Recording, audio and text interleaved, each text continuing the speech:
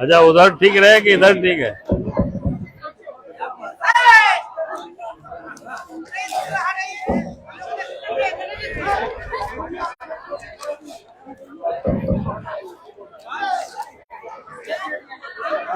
हाँ, उसको थोड़ा सा इधर कर दो। हाँ बस, आप कोई दिक्कत नहीं है। अरे आप ठीक हो गया ना जी? हाँ बस, आप फर्स्ट क्लास। हाँ चलो, आज के कार्यक्रम की अध्यक्षता कर रहे जिला के अध्यक्ष श्री अनूप अधिकारी जी और मंच पर उपस्थित आपके क्षेत्र से रहे पूर्व के विधायक, झारखंड विधानसभा में रहे पूर्व के विधानसभा अध्यक्ष डॉक्टर दिनेश उरांव जी, प्रदेश के मंत्री श्री मुनीश्वर साहू जी, अनुसूचित जनजाति मोर्चा के प्रदेश अध्यक्ष और गुमला से रहे विधायक शिवशंकर उरांव जी, जिला परिषद के अध्यक्ष श्रीमती किरण माला महाराज जी और इस कार्यक्रम के संयोजक श्री विनय लाल जी, पूर्व के एमएलसी श्री प्रवीण सिंह जी, जिला के महामंत्री और गुमला से रहे पूर्व में प्रत्याशी श्री निशित हुजूर जी और कार्यक्रम का संचालन कर रहे हैं श्री अमन यादव जी और मंच पर उपस्थित ओम सिंह जी और तमाम पार्टी के नेतागण और इस कार्यक्रम में उपस्थित बहनों और भाइयों, प्रेस के साथियों, सबसे पहले तो हम अपनी ओर से रावण मन के जोहार करेंगे। चलिए, बहुत बहुत धन्यवाद आप सबको। तो हम सब मां बहनों से कहेंगे कि एक बार देश के प्रधानमंत्री के नाम से आप लोग नारा लगाइए जोर से। नरेंद्र मोदी जिंदाबाद। देखिए, मां बहनों की आवाज जोर से नहीं आ रहा है। नरेंद्र मोदी जिंदाबाद, नरेंद्र मोदी जिंदाबाद, भारतीय जनता पार्टी जिंदाबाद। देखिए, नरेंद्र मोदी की इसलिए मैंने आप सब लोगों से जिंदाबाद करवाया, सब मां बहनों के लिए। देश के प्रधानमंत्री कितनी फिक्र रहते हैं, चिंता करते हैं। आप सबको याद होगा कि रक्षाबंधन के पूर्व संध्या में देश के प्रधानमंत्री ने क्या निर्णय लिया कि गैस में जो दाम था उसमें से सामान्य जो गैस में दाम बढ़ा हुआ था, सामान्य जो लोगों को गैस मिलता है, उसमें से 200 रुपया की उन्होंने सब्सिडी दिया।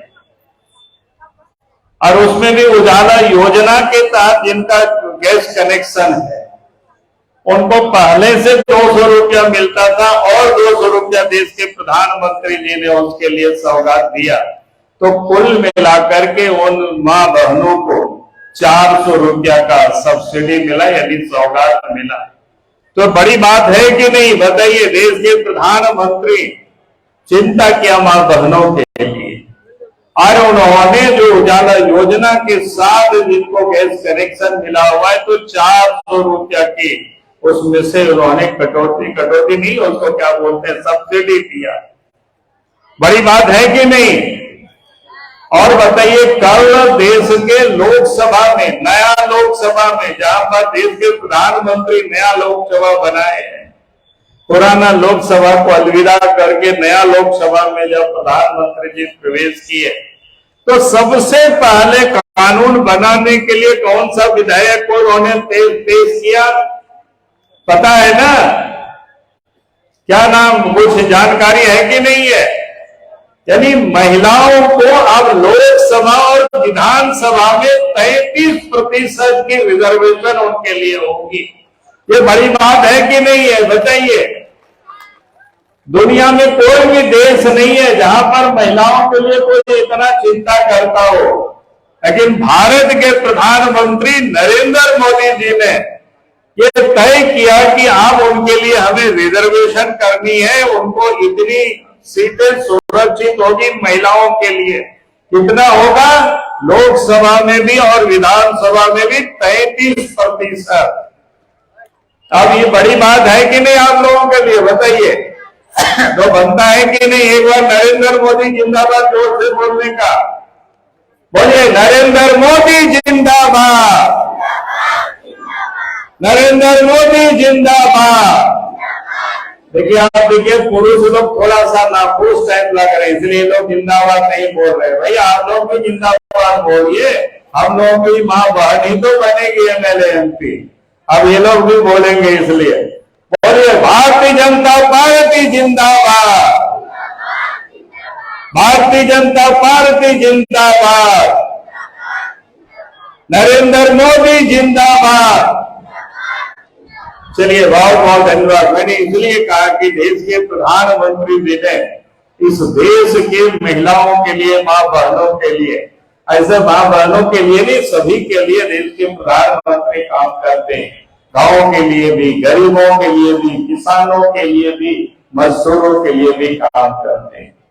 और इसलिए मैंने कहा कि सबों को, देश के प्रधानमंत्री, लेकिन जिन महिलाओं को आज तक जो लोकसभा विधानसभा में पर्याप्त प्रतिनिधित्व नहीं मिल पाता था, तो इसलिए देश के प्रधानमंत्री नरेंद्र मोदी जी वो काम कर रहे हैं कि आप लोकसभा और विधानसभा में भी पर्याप्त प्रतिनिधित्व मिल जाएगी, पर्याप्त जनसंख्या में वहां विधायक और सांसद भी बनेंगे। और इसको सुनिश्चित कर रहे देश के प्रधानमंत्री नरेंद्र मोदी जी। अभी देश के प्रधान, आज तो संकल्प यात्रा में हम आए, लेकिन संकल्प यात्रा में मैं आपसे इतना जरूर कहूंगा कि हम सब लोगों को क्या संकल्प लेना है, क्या संकल्प है। तो ये संकल्प आज जरूरत है किस राज्य कि राज्य के अंदर में क्या है, आज ही राज्य में अपराध बढ़ गया है।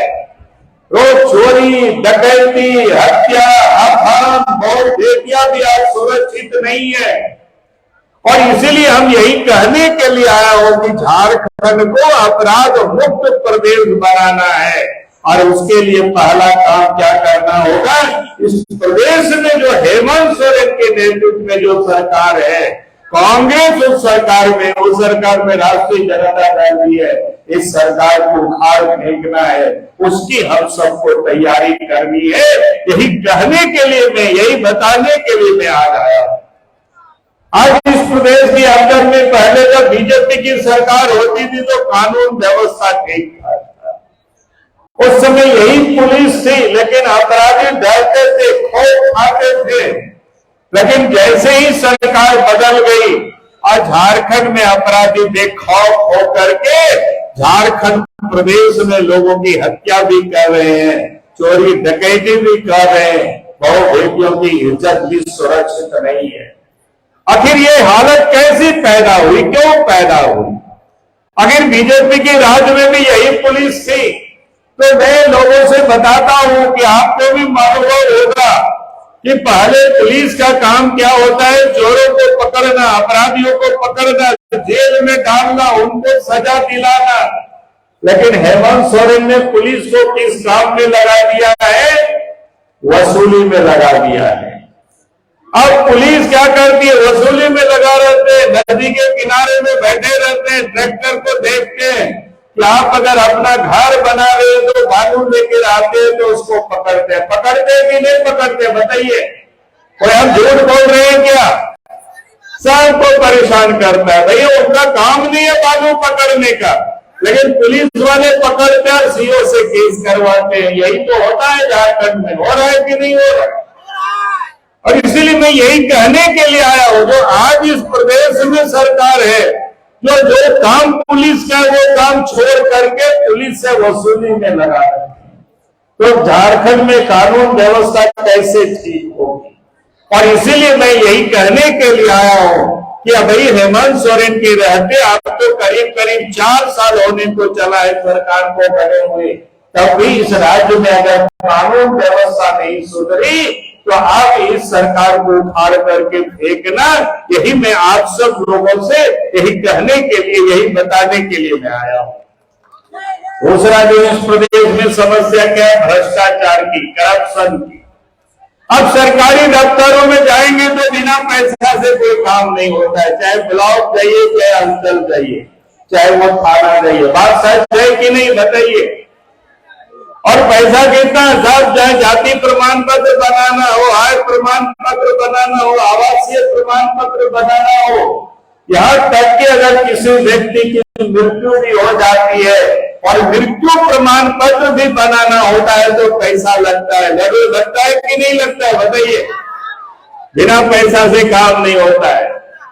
पुलिस वालों को अगर पदाधिकारियों को पूछते, वीडियो सीओ को, भाई आपको तो लाख टका वेतन मिलता है, फिर इतना वेतन के बाद भी घूस क्यों मांगते हो, गरीबों को क्यों तंग करते हो? तो बोलता है कि महीना में हमें भी ऊपर पहुंचाना पड़ता है, पैसा दे करके आए।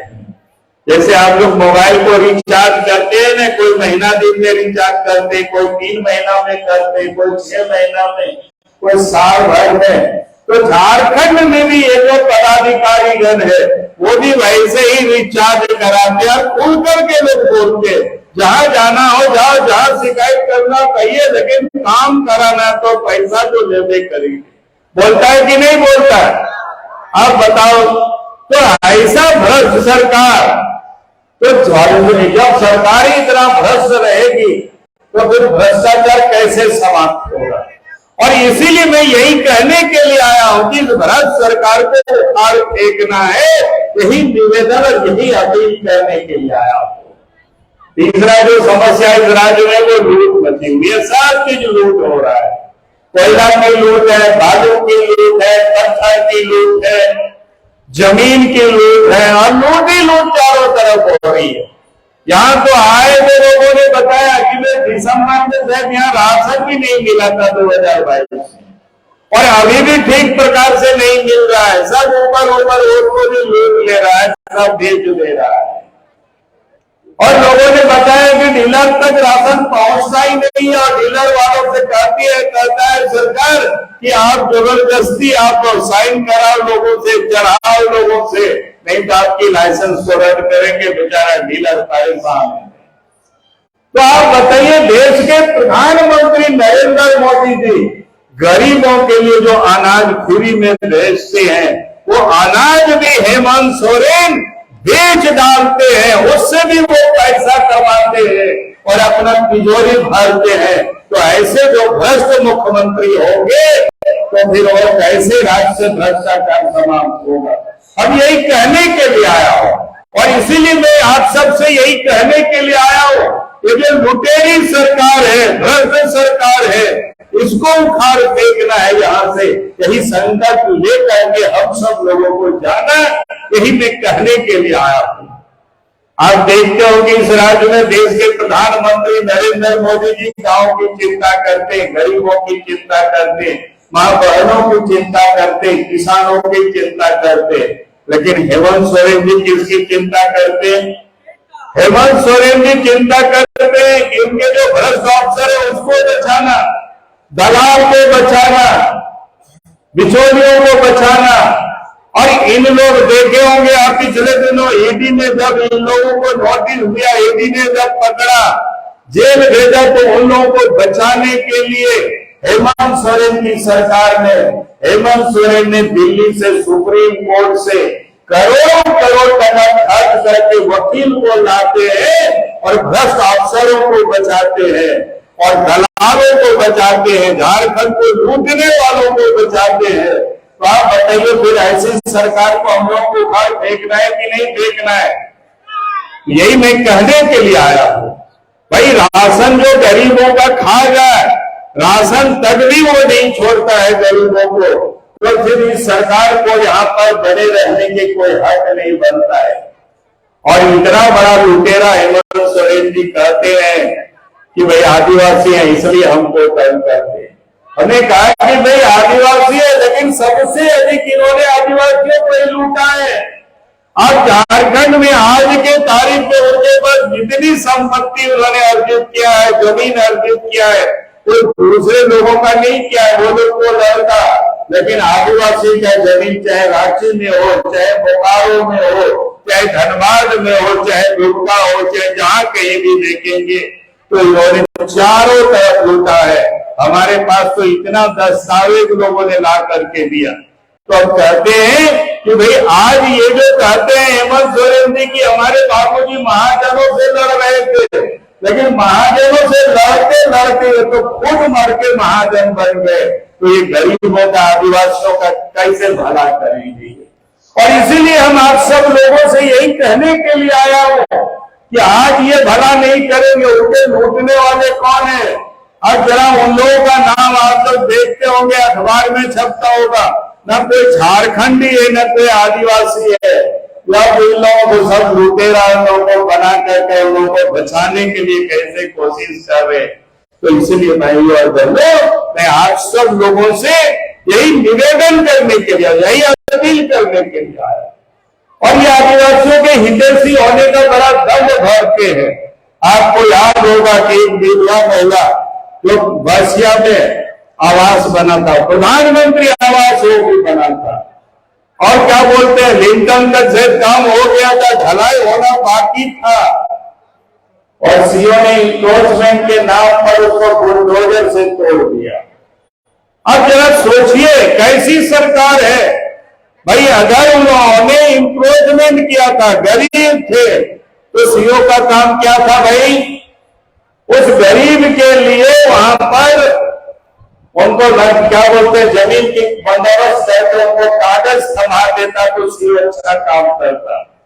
हमने मुख्य सचिव को भी पत्र लिखा था, अभी हम पता कर रहे थे कि भाई बना कि नहीं बना उनका मकान, तो लोगों ने कहा कि नहीं बना है। अब बोले चलो आप हेमंत सोरेन को बहुत दिनों के आप मेहमान नहीं रहेंगे, और जब जाएंगे तो फिर सीओ के वेतन से काट करके और उनकी गरीब की मकान को बनाया जाएगा। ये मैं आज आप लोगों के लिए बोल करके जा रहा हूं।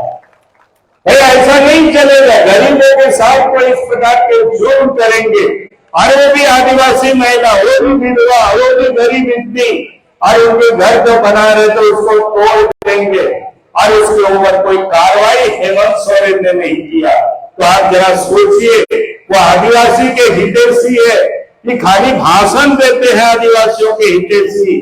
और मैं तो आपको बता रहा हूं, जिस दिन भी बीजेपी की सरकार बनेगी, अगर हम लोग याद से उधर जाए तो आप लोगों को बताते, खाली याद करा देना, सीओ साहब जहां कहीं भी होंगे उसको पकड़ करके ला करके उनके वेतन पर खड़ा हो करके अगर घर को नहीं बनवा दिए तो फिर बाबूलाल मारंडी आपके बीच फिर नहीं आएंगे। आप मैं ये कहने के लिए आया हूं भाई, इस राज्य में इस प्रकार के आदिवासियों की जमीन लूटी जा रही है, आदिवासियों के साथ अत्याचार हो रहा है, और आदिवासी अपने आप को हेमंत सोरेन भी कहते हैं हितैषी।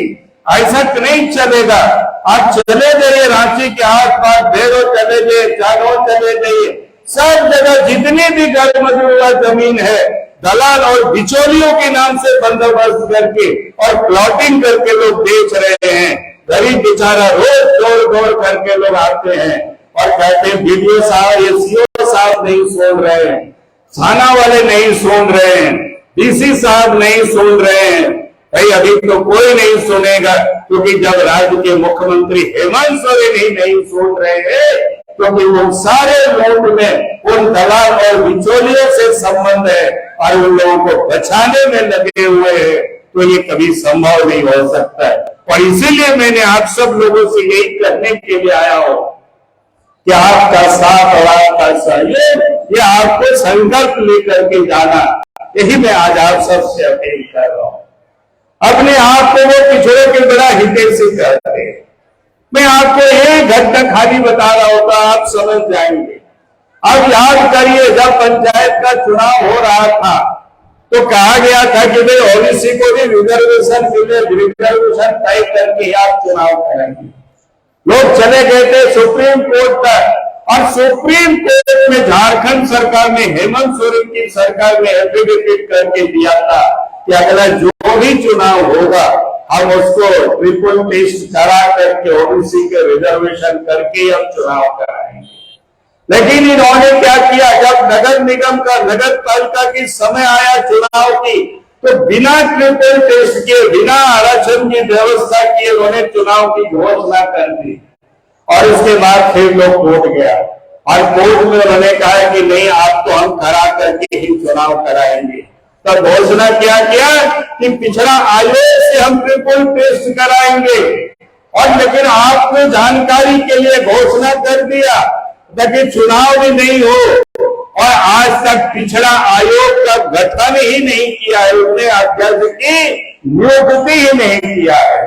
और इसीलिए मैं आज आप सब लोगों से यही कहने के लिए सिर्फ खड़ा हुआ हूं, क्योंकि ये जो सरकार है बातें बड़ी बड़ी करते हैं और लोगों को सिर्फ ठगते हैं, झूठ बोलते हैं और लूटते हैं। यही मैं आप सब लोगों से कहने के लिए आया हूं। और इसीलिए मैं आप सभी भाइयों और बहनों से यही मैं निवेदन कर रहा हूं, यही मैं अपील कर रहा हूं कि आज जो इस सरकार से आप कोई उम्मीद नहीं कर सकते। आज इस प्रदेश में प्रत्येक साल जब ये सरकार बनी उसी समय से कह रहे हैं ये नियुक्ति का वर्ष रहेगा, लेकिन आज तक वो नियुक्ति नहीं कर रहे। कि आज भी स्कूलों में जाएंगे, प्राथमिक विद्यालय में देखिए शिक्षकों की कमी है, हाई स्कूल में शिक्षकों की कमी है, कॉलेज में भी शिक्षकों की कमी है। पद तो रिक्त पड़ा हुआ है लेकिन नियुक्ति नहीं होता है। नियुक्ति जब करते हैं तो ऐसा नियमावली बनाते हैं क्योंकि हाई कोर्ट से वो निरस्त हो जाता है। जानबूझ करके हेमंत सोरेन ऐसा करते हैं। और इसीलिए मैं आज आप सब लोगों से यही कह रहा हूं, बीजेपी की सरकार इस प्रदेश में थी, चाहे वो अर्जुन मुंडा मुख्यमंत्री रहे हो, चाहे रघुवर दास जी मुख्यमंत्री रहे हो, उस समय देखो कितना नियुक्ति हुई है, हर विभागों में नियुक्ति हुई है। आगे भी मैं आज आपको विश्वास दिलाता हूं, जिस दिन इस प्रदेश में बीजेपी के नेतृत्व में सरकार बनेगी तो स्कूल में भी आपको मास्टर दिखाई पड़ेंगे, कॉलेज में भी आपको प्रोफेसर दिखाई पड़ेंगे, ताकि गांव और गरीब के बच्चों को बेहतर शिक्षा मिल सके। आज अस्पतालों में डॉक्टर नहीं है। पिछले रघुवर दास जी की सरकार ने नए नए 3 हॉस्पिटल भी बनाए, लेकिन आज उसको भी ठीक नहीं कर पा रहे, उसको भी ठीक से चला नहीं पा रहे। और इसीलिए मैं आज आप सभी भाइयों बहनों से अब यही कहने के लिए आया हूं, आज जब कॉलेज में डॉक्टर ही नहीं बनेंगे तो अस्पतालों में डॉक्टर कैसे आएंगे। आज इसलिए झारखंड के अस्पतालों में डॉक्टर नहीं है, नर्स नहीं है, इसकी सरकार को कोई चिंता नहीं है। देश के प्रधानमंत्री नरेंद्र मोदी जी कहते हैं कि लोगों का स्वास्थ्य ठीक हो तो नल से जल भी मिले, लेकिन उस योजना भी सरकार ने खुद लोगों से कहा कि आज देश के प्रधानमंत्री आयुष्मान कार्ड के तहत गरीबों का भी इलाज अच्छे अस्पतालों में हो, जहां पर 5 लाख रुपया तक की इलाज हो। तो देश के प्रधानमंत्री गांवों की चिंता करते, गरीबों की चिंता करते, किसान मजदूरों की चिंता करते, और झारखंड के जो मुख्यमंत्री हेमंत सोरेन जी दलाल और बिचौलियों की चिंता करते, भ्रष्ट अफसरों की चिंता करते, उनको बचाने में लगे रहते, तो कैसे इस राज्य का विकास होगा, कैसे इस प्रदेश की प्रगति होगी। यही मैं आज आप सब लोगों से निवेदन कर रहा हूं, अपील कर रहा हूं कि आपका साथ भारतीय जनता पार्टी को मिले। पिछले बार जो थोड़ा बहुत इधर से चूक हुई है उसको भी पूरा करना। और इसलिए मैं फिर से कहूंगा कि 2024 में लोकसभा का भी चुनाव होगा, उसके बाद विधानसभा का भी चुनाव होगा। अभी से आप लोगों को ठीक करना और देश में फिर से नरेंद्र मोदी जी प्रधानमंत्री बने और झारखंड में भी बीजेपी की सरकार बने, यही संकल्प लेकर के यहाँ से आप सब लोग जाए। इन्हीं शब्दों के साथ मैं अपनी बातों को समाप्त करता हूँ। बहुत बहुत धन्यवाद। जय हिंद, जय झारखंड, जवाहर। चलो